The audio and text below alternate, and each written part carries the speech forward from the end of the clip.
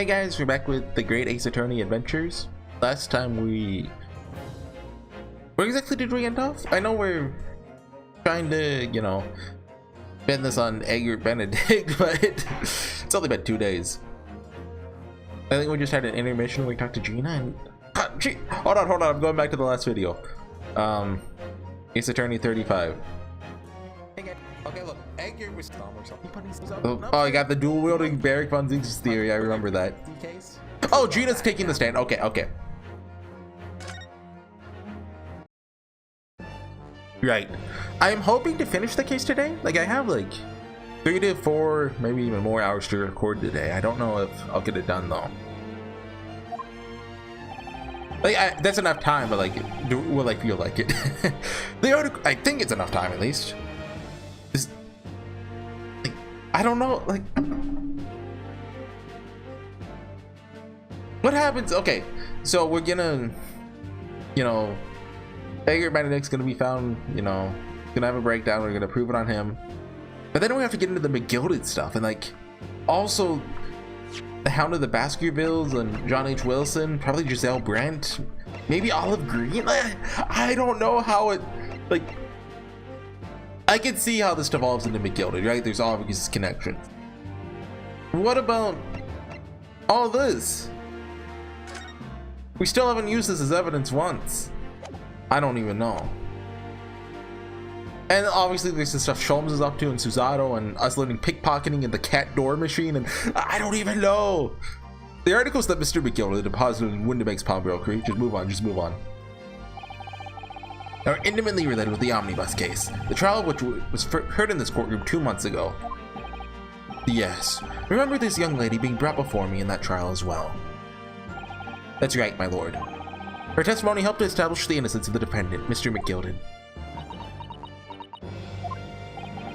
The omnibus case was intriguing, to say the least. And now here we all are again, the same players in that trial facing each other once more. A twist of fate, perhaps, by Nipponi's friend.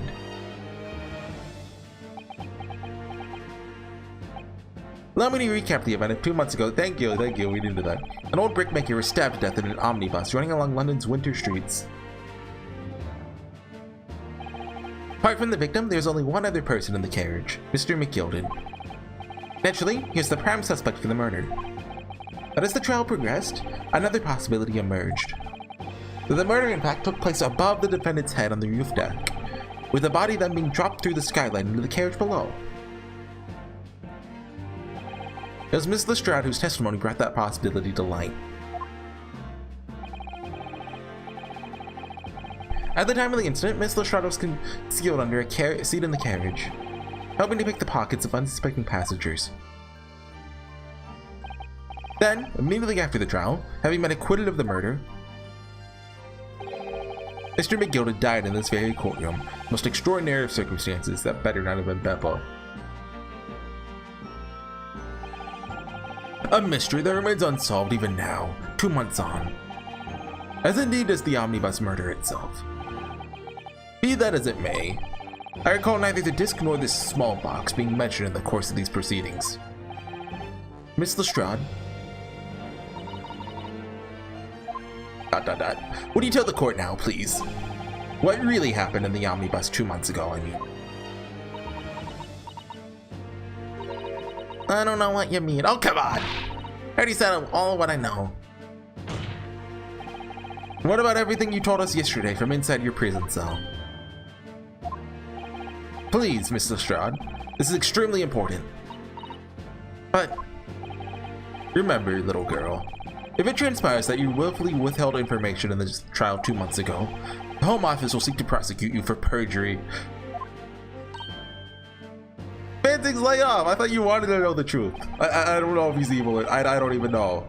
I want evil Fanzing's dual-wielding guns to be true, but I don't think it is. Naturally, you will lose all credibility as a witness. Although, let's face facts. You have little credibility to lose. Jenny, don't listen to him. Please, you have to trust Juno now. Iris? We're on your side.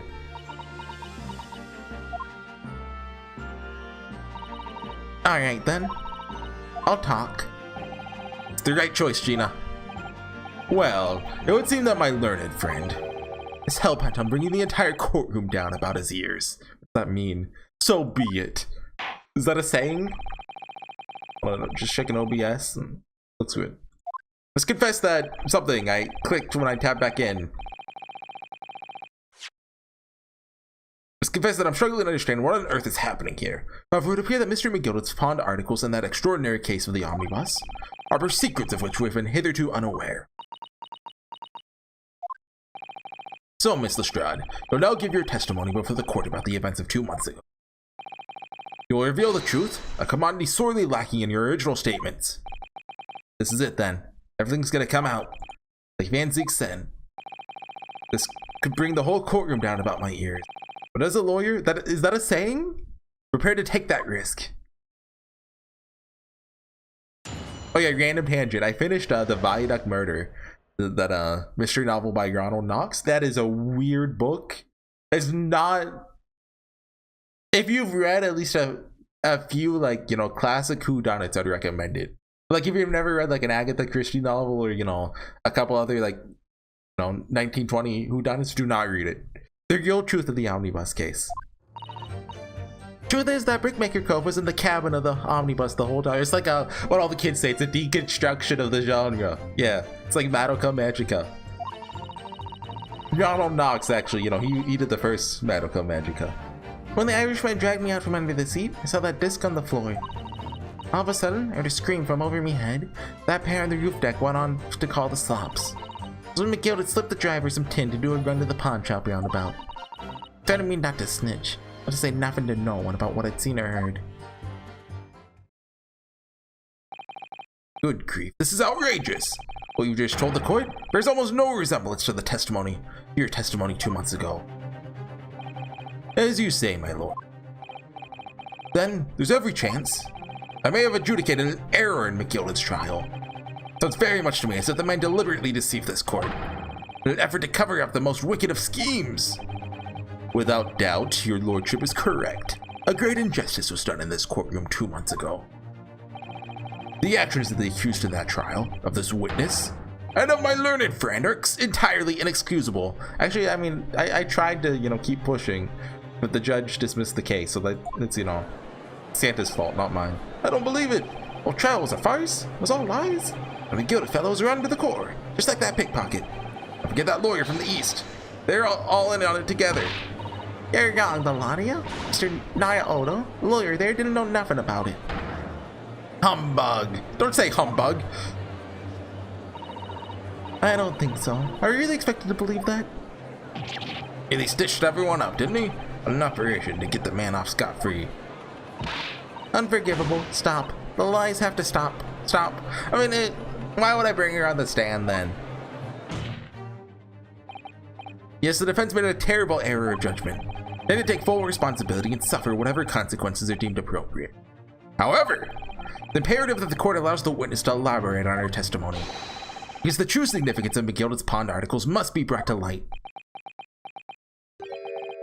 Very well, my learned student friend. Oh, I'm a student now. I'm upgraded, I think. Given the depths of calamity you've just plunged yourself into, this may well be worth hearing. Words fail me. The situation is utterly deplorable. Mr. Naruhodo. Yes, my lord. I'll decide upon your fate following the conclusion of this trial. Of course, my lord. Blimey, Mr. Naruhodo. Now, counsel, proceed with the cross-examination. I mean, shouldn't, you know, it also be the judge's fault for... I mean, no, they don't take blame. Just blame it on that Japanese guy. Real truth of the omnibus case. Truth is that Brickmaker Cove was in the cabin of the omnibus. So I'm assuming I have to press something and then, what's his name? Will react to it. What's this girl name? Ashley? Ashley something? I didn't look it up, by the way. Ashley was, in that time period, a male name. Started to switch over, I think, around the 60s. And then a character in an 80s soap opera. I think it was The Young and the Restless? Like, made it, like, pop off, as the kids say. And he dragged me out from under the seat. I saw that disc on the floor.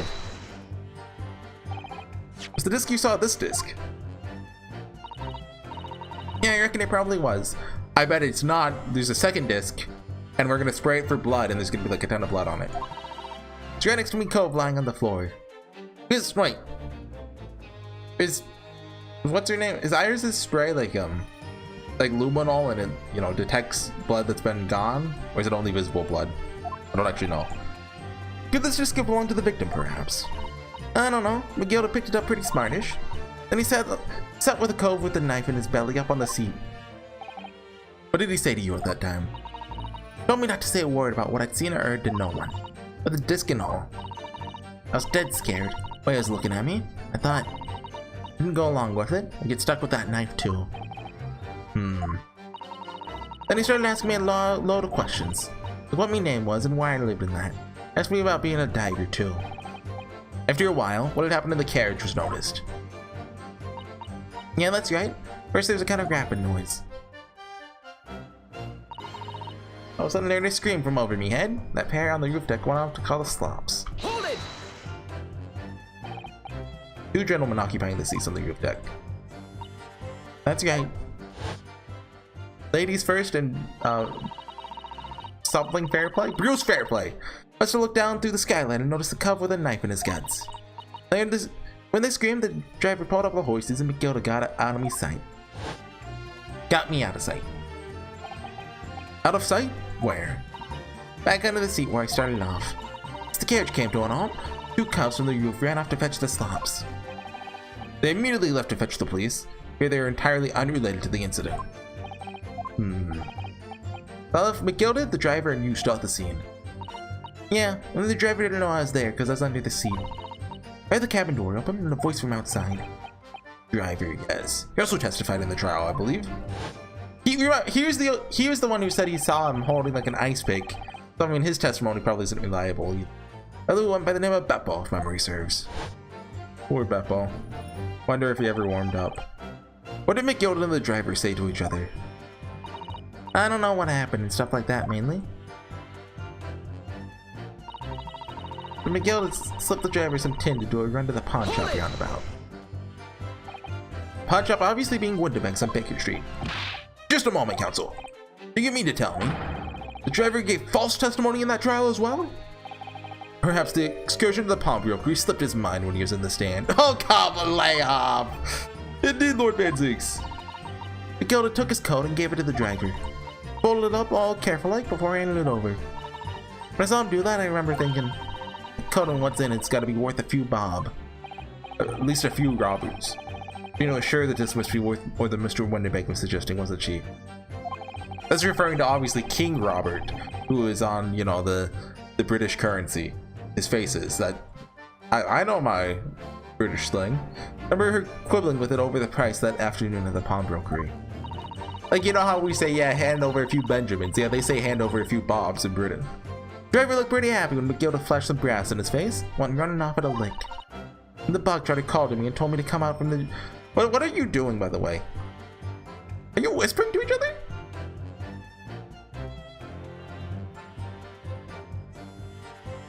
They're in on it together! Tobias is evil! That's going in the new book. If you're evil, you're gonna get demoted.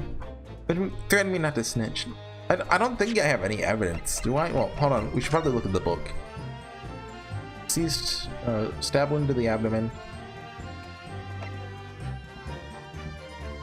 Hey, that's my name! Fiction is assured with 3 eyewitness testimony. Price 4th witness resulted in the acquittal. Insufficient evidence. Oh, we haven't used this at all either. Oh, we're probably gonna use that side of it.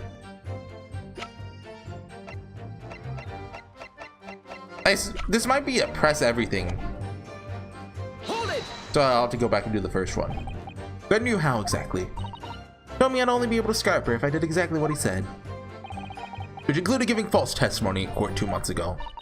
Yeah, that's it. There's one other thing he said. Which was... Told me I'd have to hang onto the ticket from the pawn shop. Make sure not to lose it. The ticket? Well, I never. Said that if he didn't show up to get the ticket off me before 2 months passed, I'd go to the pawn shop and pay the money to keep it in lug. Stop it being forfeited. Left me with some brass to pay for it. But really? Why on earth would Mr. McGilded have done such a thing? Positing his overcoat with a pawnbroker before the arrival of the police makes no sense at all. Oh, right, it does reveal blood because we did that, right? With the coat? Or was the blood still on it? Wait, the blood, it was like a dark coat, so the blood blended in, right? And so I don't know, can wiped away blood be revealed by Iris's thing? That seemed to be the only logical explanation, my lord. But McGilded had the driver deposit at Winterbank, so something he didn't want the police to see. Something very important that he needed to hide at all costs. So that's in the blood autopsy. Anyway, after that he let me go, so I legged it before the coppers showed up. Well done, Gino. Can have it easy to tell the truth like that. Gino's really putting your faith in you, you know? You have to face a charge of perjury once this trial's over. You get as much information. Okay, that's telling me. Just keep pressing. Press your on every. Yeah, literally. Another thing? Yeah! Yeah! It is strange. They're having a secret discussion about something. But I'm comfortable with that. Wonder if there's anything I can do about it. Hold it! Just present something that they don't want to be talking about? You're hiding in the cabin at that time as well, weren't you, Miss Lestrade? Remember, right? The storage compartment underneath one of the seats. Yeah, that's right. It's pitch black under there, so you can't see nothing at all. Testimony? Well, certainly you claim Mr. McGill was the sole passenger, did you not? False testimony, my lord. That's what he told me I had to say. Why don't you tell us the truth now? Were Mr. McGill and the victim acquaintances? I don't know. They did hear him talking a lot. What were they talking about? I couldn't hear too well. If I had to say, I think it was about money or something. They kept talking about buying and not buying. It's business dealings of some kind. Anyway, it got louder and louder. Started to sound like a proper fight. Pretty scared by then. I hardly dared to breathe. And all of a sudden, I heard a noise like someone keeling over on the ground floor. It's blooming loud and all. Believe you let out an involuntary scream? Yeah, that's what gave me away. Really? Nothing? Okay, so maybe we have to present the disc then somewhere to get their attention? Maybe? Saw the disc on the floor. A scream from over me head.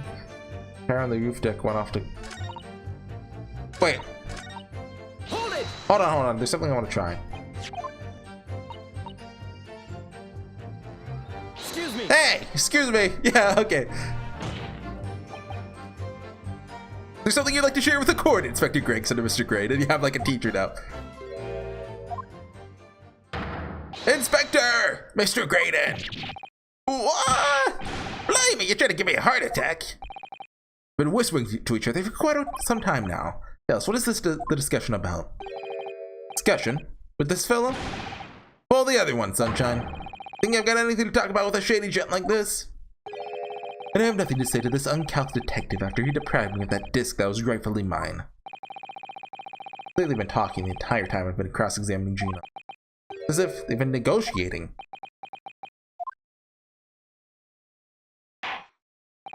Thank you, Miss Lestrade. Thank you, Counsel. I've heard enough. I believe we now have a reasonable understanding of what actually transpired on the omnibus. It would appear that on that night 2 months ago, a negotiation was taking place on the omnibus, like we're seeing right now. Negotiation concerning this disc. However, matters did not run smoothly. Parties involved began to quarrel over a price. Gilded took what he wanted by force, at the expense of the other man's life. Proves my point. The disc is clearly extremely valuable in some way, but I don't understand why as yet. 2 days ago, precisely 2 months after the omnibus incident, McGilded's coat and its contents were due to be forfeited. I didn't know what I should do with the ticket. I mean, the coat died right there after his trial. Knew that. So you decided you'd try to claim the articles as your own. Well, why not, eh? They're only gonna be forfeited. Why shouldn't I have got them? Anyway, you can't blame me for thinking about it. Thinking ain't no crime. Miss Lestrade, it appears Mr. McGilded was prepared to kill in order to take possession of this disc. Do you know why that would be? Eh? I ain't gotten a clue. But I reckon it must be worth a fair bit of brass. It's probably gonna sell it. You can't blame me for thinking that. Thinking ain't no crime. My lord! Oh, the evidence your lordship requested has been located. So you're ready for the court's inspection. Sir, this is... Oh, the box. I completely forgot about the box until now. Well, I remembered it. I forgot we were waiting for it. This mysterious little box deposited by Miss McGilded 2 months ago. No doubt in my mind that is a key piece in this far-reaching puzzle. They're not gonna pull a to be continued right here, are they? Really? I find out 20. Yeah, we can't call it there. That's a fake to be continued. Go ahead and save though, because you know, why not? This one. 4 now. I forget how many were on the... Remember when I looked at the game FAQs guide, I had to scroll past that. I forget how many were on there though. This is the article in question, is it? Small box deposited with the pawnbroker by Mr. McGilded 2 months ago. On the night of Mr. Windebank's murder, the only item on the shelf was touched by whoever broke into the shop. Quick, quick, let's open it and see what's inside. Oh, it's a music box player. Good gracious! This is no ordinary box, it seems. Wow. Though in truth, angling that might be the case. Here that the box houses a miniature music box movement. Then, too much to expect? I think it would be reasonable to assume that it is a device for the playback of this disc, my lord. Let's hear it then. So here we have the means to play back Mr. McGilded's disc, deposited at Windebank's at much the same time. That's strictly correct, my lord. It's not McGilded's disc. It's the disc of his victim in the omnibus. But why, for heaven's sake? Are we to understand that the brickmaker is trying to sell this music box disc to Mr. McGilded? Oh, and straight up! I believe the answer will become clear if we listen to the music on the disc, my lord. Yes, very well. Let the court now listen to the curious disc at last. Oh, Gregson? Yeah. Ooh, wait, my lord! Good grief. What is the meaning of this, Inspector? What, like, clear out the galley? The music box and the disc are, well, they're unrelated to the case. No need to spoil the somber atmosphere in the courtroom with some silly bit of music. This disc may very well have motivated the culprit in this case to commit murder. Clearly, there's every chance that it's fundamentally important to understanding what happened. The prosecution has no objection. Let's go! But no, that piece of evidence is police property now. You can't. Clearly, Scotland Yard has some vested interest here. But it is policy of this prosecutor to leave no avenues unexplored. And you, Inspector, have no jurisdiction here to prevent that from happening. Ooh, we just got no jurisdiction. Yeah! No further delays, please. Play the disc. Let's hear it. It's gotta be Morse code, right?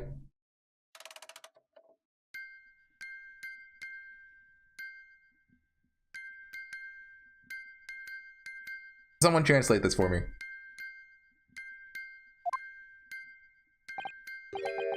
It is a good song. Like this kind of, it's a banger. What on earth? Certainly not what I'd call music. No. Just the same note playing over and over again in an irregular sequence. I wonder what that could be.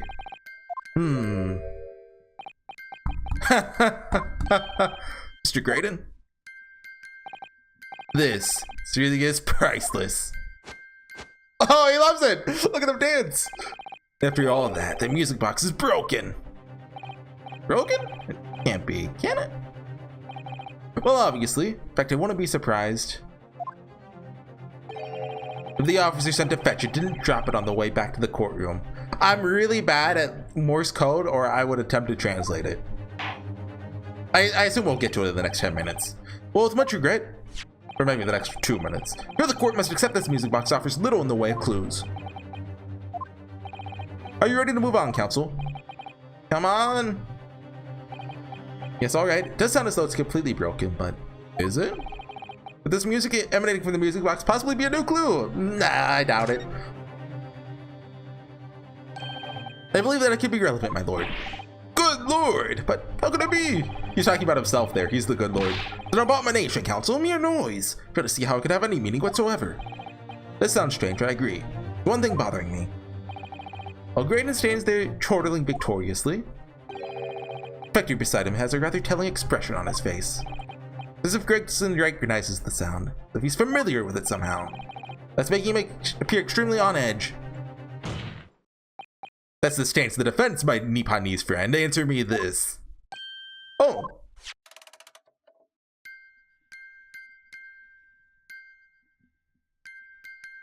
I know, long, short, long. That's SOS.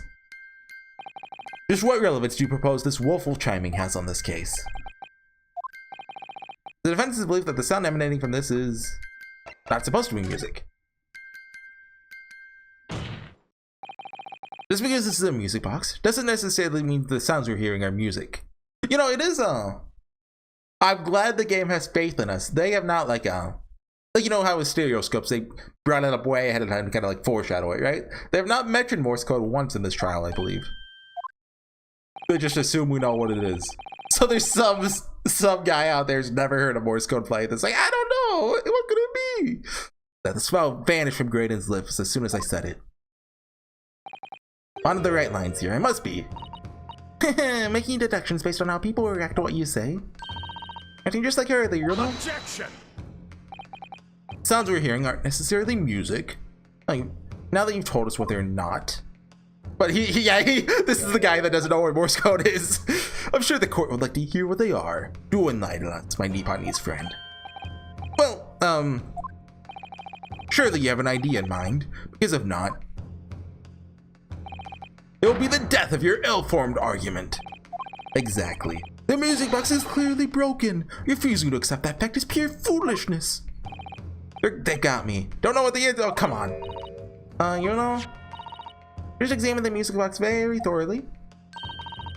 Fairly certain that's not broken at all. Really? Really? The way it's been made, it can only produce a single note anyway. Thank you, Iris. I wonder what it could be. All right. Oh, they just left the note on? Is that? Wouldn't that stop it from? Or do you think the note blocking? I don't know how it works. The music box isn't broken. This means that the sound it's producing has some significance that isn't musical.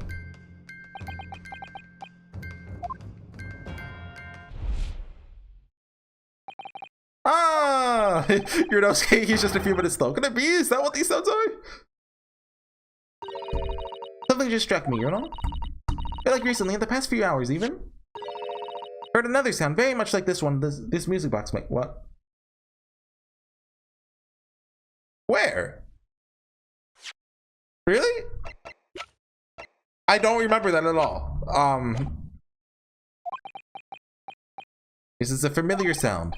Actually, Iris, I was just thinking exactly the same thing. You know I wasn't. What are they talking about? You'd have to press the defense for an answer. Your assertion that the sound is produced by this music box is not in fact music at all. What the devil is it, counsel?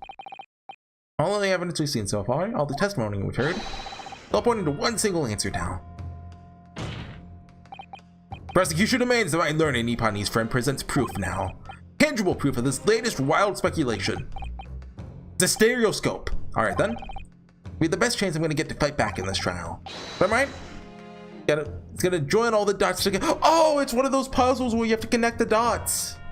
And like it makes a picture, like it makes a dinosaur or something. Evidence that explains the true nature of the sound. I legit got no clue. What do I present here? What made a photograph? Stereoscope?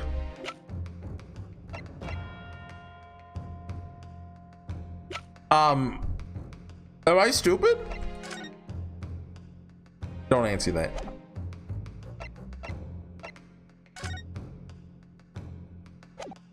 I legitimately do not know. Autopsy report? Gun? Evidence that explains the true nature of the sounds. Stereoscope?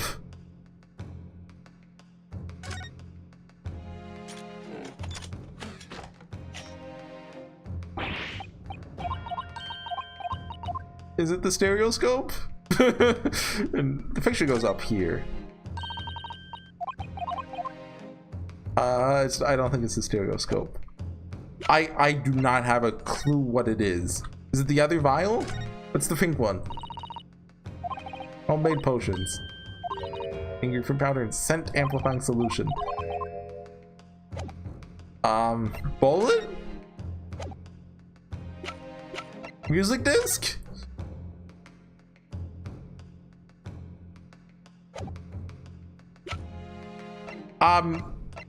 Do we just start presenting stuff? Like, I do not know. Representation papers? Armband?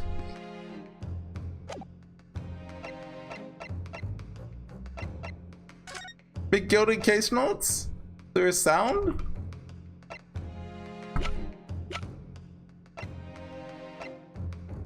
Base paper? They don't mention a strange noise, do they? Sensational story. Ministry Mall. But secret communications. Oh! Communications! Take that! Today's paper, Council. Headline is Pawnbroker perishes in... Yeah. No, my lord. I was hoping you'd look a little further down the page. Further down? Ministry Mall. Classified secrets may have been leaked overseas from Ministry of Justice. This is a very serious matter. Being investigated at the highest level, I understand. Heard the international transmissions along supposedly secured lines are somehow being intercepted. Oh, you know... what's it? Edgar Benedict? I don't... Ashley. He works at a communication center with telegrams. That's like the perfect spot for like a spy to be. Leaked to various other countries. And also, he has like very light blonde hair, which means he's Russian. That's how Russians work in anime. Presumably, those transmissions are in the form of wired telegrams. Of course. Juror number 5, your input, please. Stop. Oh yeah, you know Morse code. Tell us what it says. Whatever is the matter. Told the court before you worked at the same communication station as Mr. Graydon, did you not? Yes, that's correct. And the particular station where you work? T. Works with government communications and newspaper reports. Did they mention that? We're not your run-of-the-mill communication station at all. Our work is extremely important. Then tell me, is this not a very familiar sound?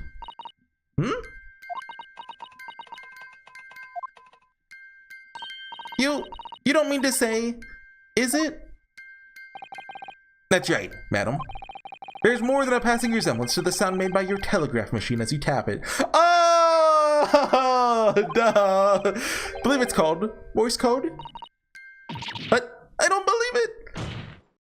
Now, correct me if I'm wrong, but when it comes to leaking telegrams from government departments, there could be nobody more perfectly placed than a highly skilled communications officer. Are you suggesting that the music box did what? He actually didn't know? I kind of thought maybe he was just leading us towards the truth because, like, he couldn't do this alone. But no, okay, he just actually didn't know. The music box disc contained stolen government secrets in Morse code. Greg's just like, man, I'm getting fired for this. Order, please, everyone, order. But this is high treason, Council, deserving of a capital punishment. Too much new vocabulary. What is treason? What is capital punishment? He wouldn't know. He's sorts of words that I half expect you to know. For our sovereign government's confidential information, hostile nations should surely pay almost any price. Yes, on that night 2 months ago, that was the very negotiation that was taking place inside the omnibus. But in the end, Gilded perished. The all-important disc lay unclaimed in the pawnbrokery. My ward! In which case, whoever stole that information in the first place must surely have been beside himself with worry. Is it the disc were to be discovered before it found its way out of the country? It would reveal an act of high treason punishable by death. So the culprit had no choice but to retrieve it. In order to do that, he would have to gain entry to the pawnbrokery illegally in the middle of the night. Because the article left behind by Mr. McGilden would incriminate him too much if it got into the wrong hands. Isn't that right, Mr. Graydon? You think I've been stealing government secrets? Preposterous. Absolutely preposterous. So in response to the defense's accusation, claim complete innocence, do you? Well, of course I do. Plan to stand here in silence while the pretentious foreign lawyer's been prattling away. Objection! Can I translate the Morse code yet? By all means, counter the charges, sir. The prosecution demands the witness testifies. In response to the accusations brought by the defense. Delighted, I'm sure. Are we really not translating the Morse code? The witness is reminded that the crime under scrutiny in this trial is the murder of the pawnbroker, Mr. Windibank. That being a most flagitious offense for which the law of this land sanctions a capital punishment. A heinous act of high treason is no less a serious crime. I urge you to bear that in mind as you testify, Mr. Graydon. So then let us proceed. You may. What was that? Oh, those guys. Get a little of our rabbit and pork here, Governor. We got things to say. I beg your pardon? Who do you think you are? Name's Nash Skulkin. Occupation is professional baddie. Name's Ringo Skulkin. We ain't baddies enough to sell out our motherland. That's right. We're what they call the patriotic criminals. The three Skulkin brothers. Come on. Come on. Bad timing, fellas. Very bad timing. I think they're about to sell them out. Witness testimony. Graydon's counter. Mere communications officer couldn't possibly steal confidential government information. Sounds produced by that music box aren't even Morse code. Some low-class brickmakers negotiated with McGilded anyway, was it not? No relation to the man. Look, all we done is break into the gaff the other night like what he told us to do. If we known there was dodgy government secrets involved, we wouldn't have touched it. They're not patriotic, they're just trying to protect themselves. Mr. and Mr. Skulkin. What Mr. will do, Governor? What's up? I take it that you now admit to the crime? That on the night of question, you did indeed gain entry to the premises illegally. And moreover, you did so as a party of three, collaboration with Mr. Graydon here.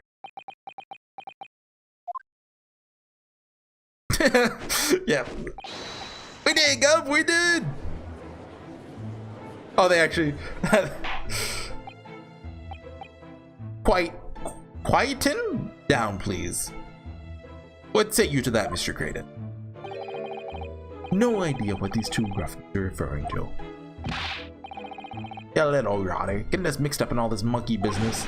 Never said nothing about no government secrets. It's supposed to be a straight up job.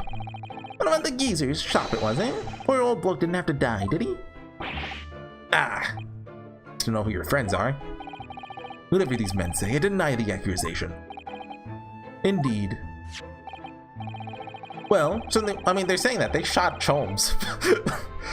Oh, I mean, maybe they should. Well, no, we already talked about how he got shot. It was a real bullet. I was about to suggest, maybe no, we've been over this. Certainly, I wasn't expecting this little music box to become so significant in the proceedings. However, as it has, also admitted into the court record as evidence. Oh, music box. Okay. Oh, so there wasn't another disc. There was the box. You remember how he said he was trying to find something else? This button. Oh, what is it, Just noticed something about this music box. The bottom of it opens up as well. Aye. Come on then, what are you waiting for? And then here goes. Then another movement on the underside. Does that mean that another disc will play back on this side? I think so. Like the two movements are linked together. Oh! There is another disc. They're linked? Yeah, two discs, they both play back at the same time. So we're missing half the message? I thought there'd be a second movement.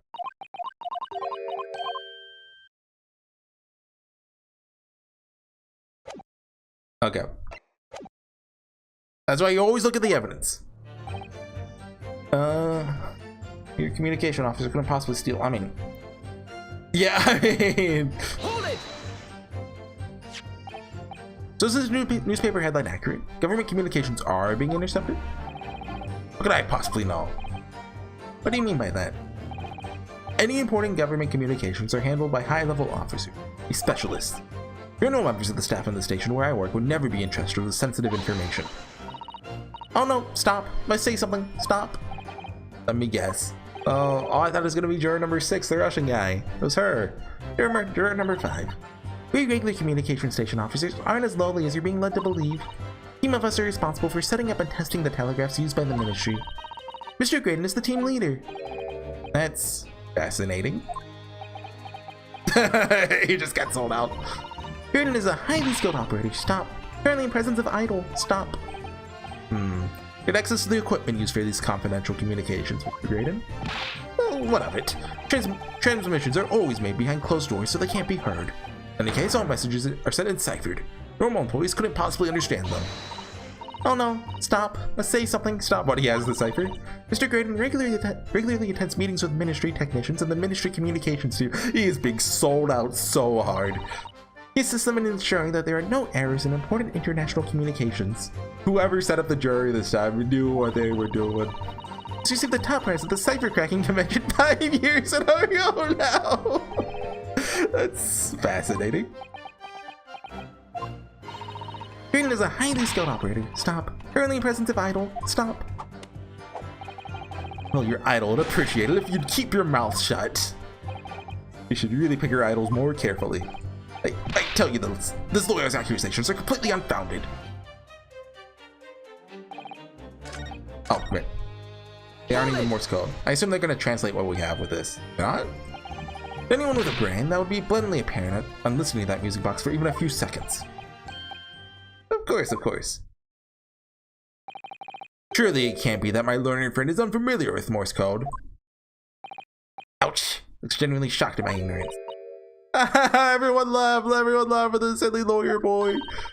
I'd be more than happy to demonstrate the basics for you, sir. A lesson? It's a continuous series of 2 distinct tones.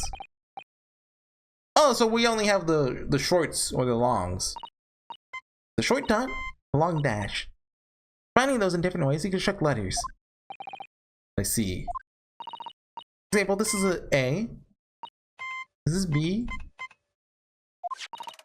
When you listen to the sound produced by this music box, you only hear one tone, don't you?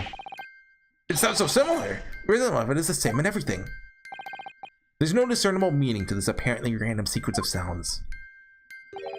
So your assertion is fundamentally flawed. This is not Morse code. No! Okay, hey, update the statement please so I can present the music box now. You really shouldn't be surprised.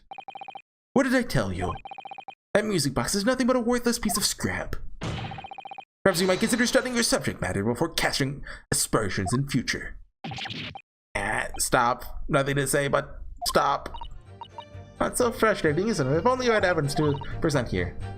If they're somehow being linked with the music box, the many other things would slot into place so nicely. There be something more to it? Give it a try. There's every possibility that this music box was instrumental in leaking government secrets. Do we have to get the second disc before we can get this? I'm thinking we might have to press something to get it.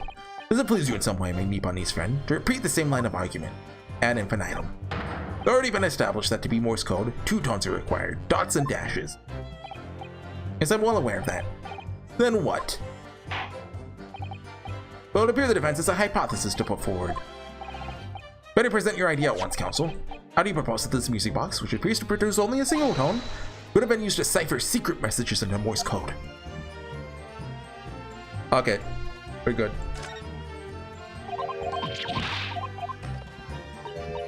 Look at that. What are the odds? Got it! Got it. Good gracious, what am I looking at here? Another movement on the underside of the music box. What? Appears, my lord, that the 2 movements are linked together. In other words, you can put 2 discs in this music box. The sounds of both will play back at the same time. Good heavens! The court has heard, Morse code comprises of 2 tones. With a second disc in place, the music box can be used to generate Morse code and convey a message.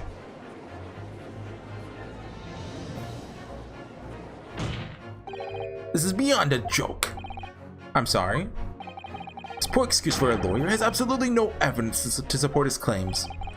Though, of course, if my learned friend were to present the court with a second disc, that would be another matter. Well, I can't at the moment. May I remind the court that, as the witness has pointed out, he was not the one in the omnibus with McGilded 2 months ago, striking a deal over the disc or discs.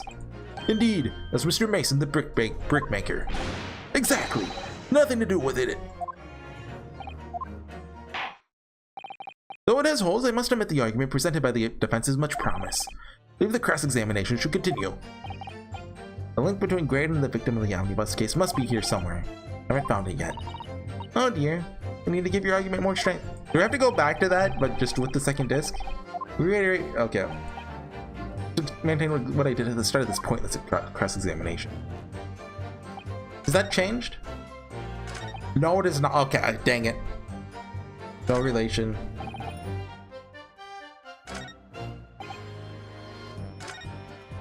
Okay, one of these is gonna give us the disc. Hold it! Let's just skip through it. 2 months ago, brickmaker is killed. There's a disc. How would a humble brickmaker come to acquire secret government information? That is. How indeed. Well, I mean, he was apparently like the best brickmaker, right?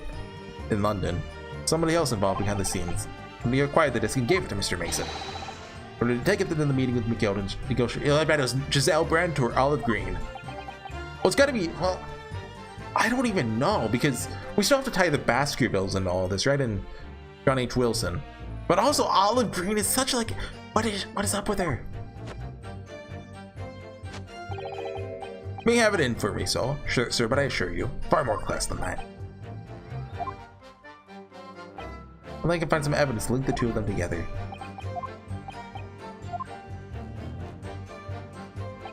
Wait, did the testimony change? No. Hold it! Okay, these guys are gonna help us out. Do they have it in their hat or something? That's it, yeah? Who else, eh? Telling me thought we was popping over at the Natty for all of them years, but the yard had a dodgy job for us. Ash!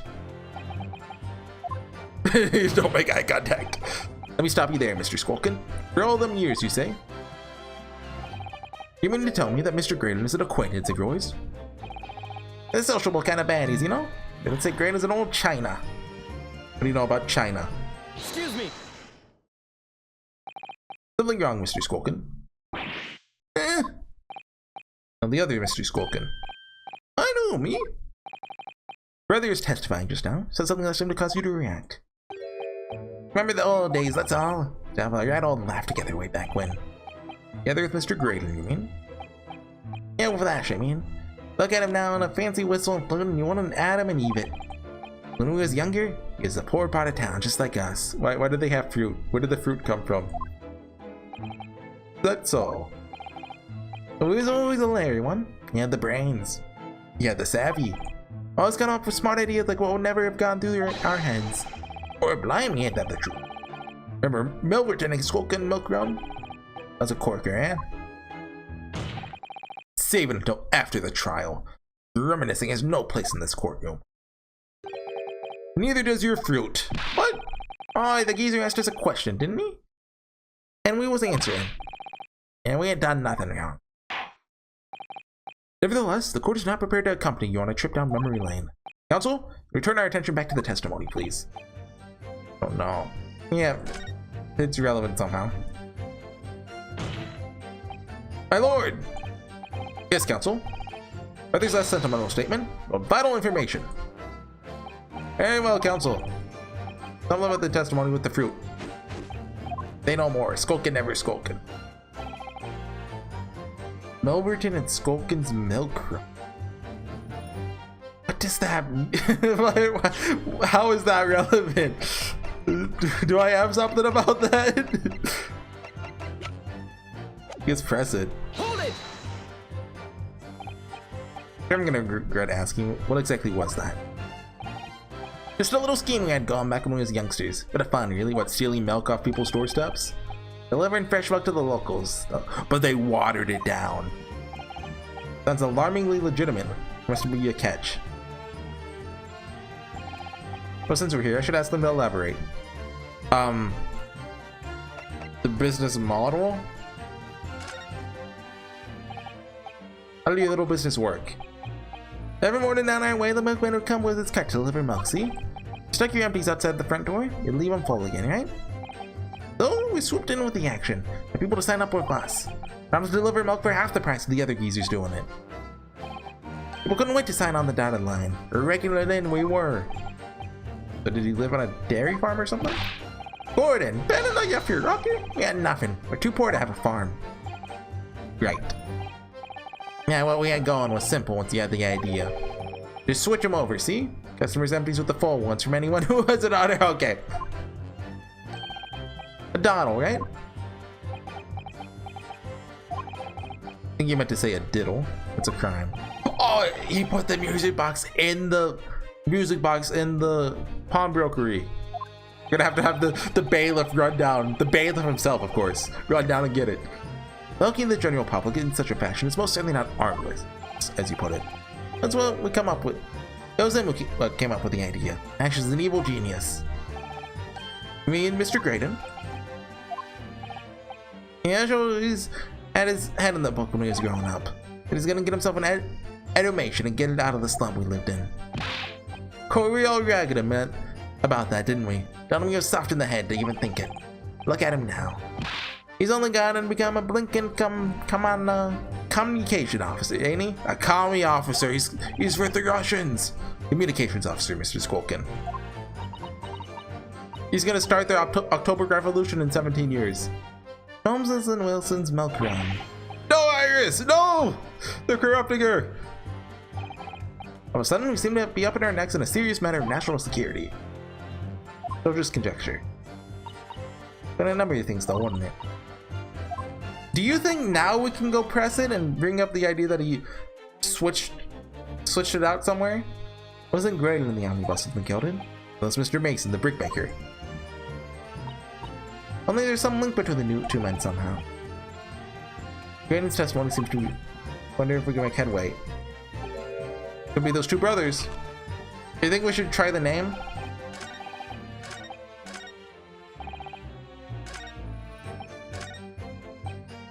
Let's press this one first. Just Hold it!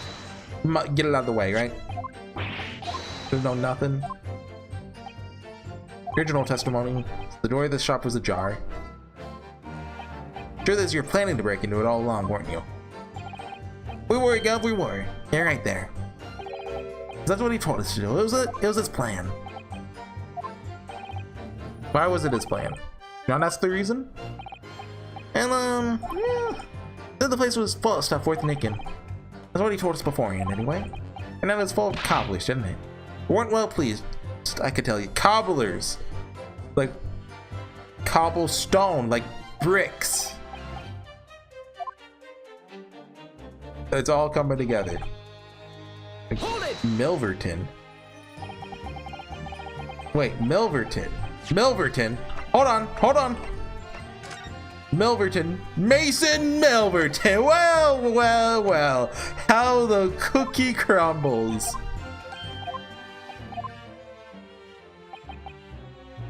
The business name. Business was just a bit of fun, you say? Yourselves and Mr. Graydon involved? Yeah, that's it. Milverton and Skolkin's milk run, was it? Yeah, that's it. Where did the Milverton part come from? Oh, right. The clever clugs like you have worked that one out. Oh, he doesn't like that. Enough of this. Much longer are we expected to listen to this drivel?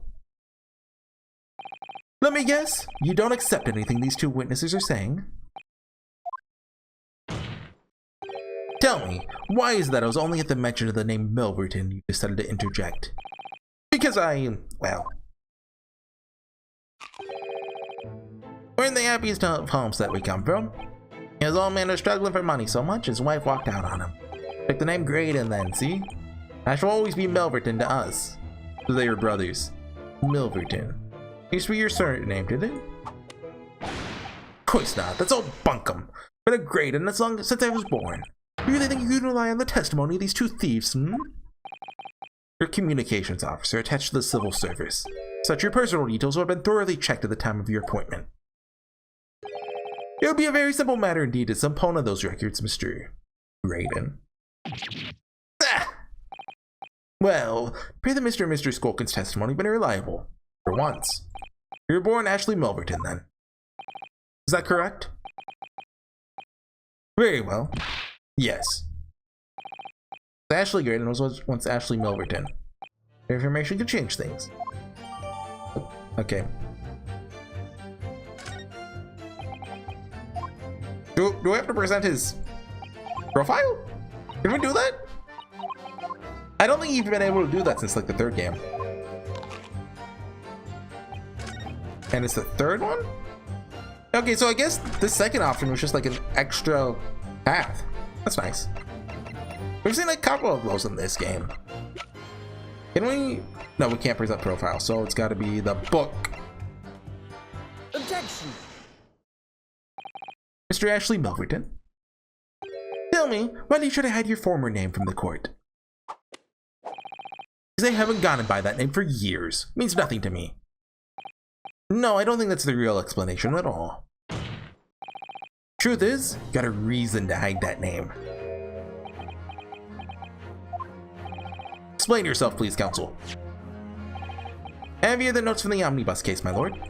As we all know, the victim, the man who we now understand to have been negotiating with McGilded. Yes, Mr. Mason, the brickmaker. That's right. The Mason wasn't his surname at all. It was his given name. They've been calling him Mr. Mason all this time to trick us and to make us not remember who's Milverton. His full name was Mason Milverton. Milverton! Do you mean to say? Since alive, I knew it was gonna be. I was expecting to be in all caps, though. Mr. Ashley Milverton? Is it not the case that the brickmaker, Mr. Mason Milverton, was your father? Oh! Okay, I thought they were brother. Okay, yeah. I don't know how old Mason was. Does it say? No. I guess he did look older. He's not in here, is he? Oh, we do have Mel Strongguard. Oh yeah, I guess we ran into him in this case, didn't we? I don't. I believe I mentioned earlier, your family history will have been thoroughly checked when you joined the civil service. It really would take no time at all for the court to subpoena those records.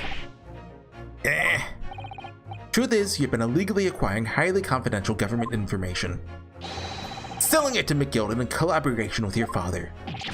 Ah! Do a little twirl.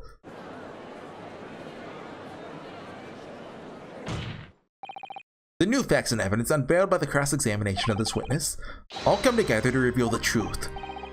The truth, you say? That you collaborated with your father, Mr. Mason Milverton, in illegal dealings with Magnus McGilded. By dint of this music box, you mean, counsel? Yes, stealing information being sent in secret government communications, selling it on to McGilded. Mr. Graydon concocted this elaborate scheme of using two music boxes to encode the information. As presumably a safety measure against the information falling into the wrong hands. A very effective one. Couldn't have given the scheme any credence whatsoever. The deal with McGilded went sour. The brickmaker met his end. Why didn't he just go and buy the box? Why did he have to break in and take it? But before he was arrested, McGilded managed to temporarily dispose of the stolen disc at the pawnbroker. Then, having learned of the situation, he appeared at Windibanks 2 days ago, in an attempt to recover the two articles McGilded had placed in pawn there. But that attempt failed. One of the discs was seized by the police, and the other he never found. That same night, he enlisted the help of the Skulkin brothers and broke into the pawnbrokery. This time, determined to recover the second disc. Oh, okay. Are you suggesting that the second disc was inside the music box? I mean, he could have just bought it, though. Like, if he knew it was in the music box. Like, we never knew nothing about that. The night that Mr. Windibank was killed,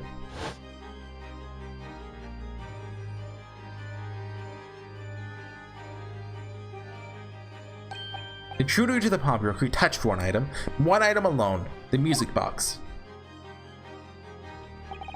Rather ingeniously demonstrated using the two prints from the security camera, indeed. So, the question that naturally begs answering is this. Why was only the one article disturbed? The answer is obvious, because it contained the second disc, which the intruder is desperate to retrieve. sense. If it were to fall into the hands of the police, it'd be proof of high treason. Well, Mr. Graydon, you deny that all of this actually began on that fateful night 2 months ago? Breakdown? I refuse to accept any of this nonsense. Oh, is his arm bleeding? Is that the first time that's appeared? Sir? There appears to be blood seeping through the sleeve of your jacket. What? Ah! 2 nights ago, we know that 3 shots were fired at the scene of the crime in Windibank's pawnbrokery. 1 took the life of the pawnbroker himself. 1 struck the pouch around Mr. Sholmes's waist. That's actually him in pain over the fact that his precious vial was broken. He wasn't actually shot at all. Like he didn't get like ricocheted or anything. No, he's just sad. The final bullet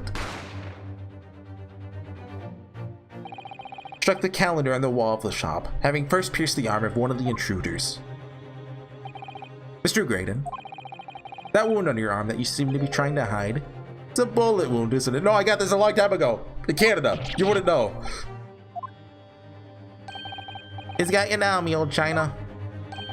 Time to call it quits and croak, I reckon.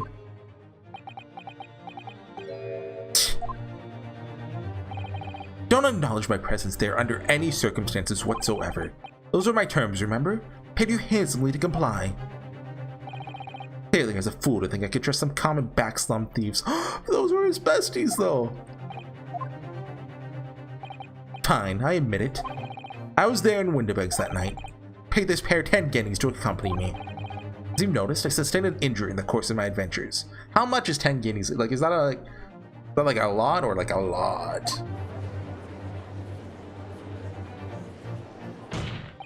But that is all. I meant nothing more. Stealing government secrets, negotiating with Mr. McGilden. Oh, I'm so cool. God is my witness.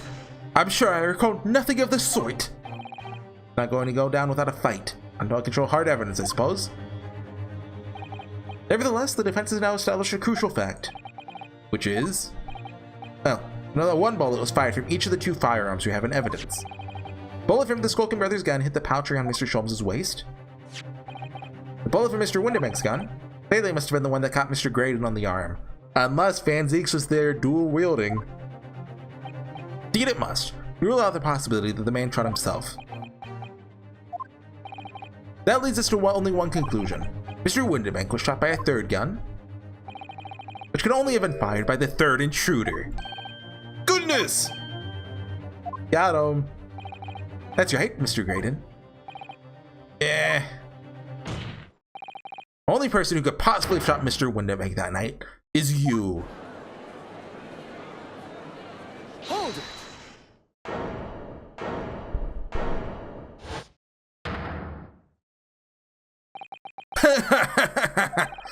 You little upstart.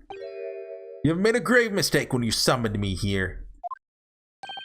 What? What's that supposed to mean? Is he gonna shoot us? Yes, as you rightly say, I was there at the pawnbrokers. Did my best to hide the fact naturally.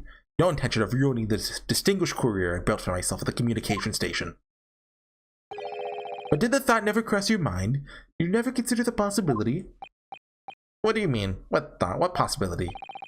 Possibility that if I was there at the scene, I may have witnessed the crucial moment. You see, this makes me a key witness in this case, and my hands firmly around the neck of your client. What? Hey, you suggesting? I saw it all! So the very moment the pickpocket girl pointed the gun at the poor defenseless pawnbroker and shot him. Which gun? You... what?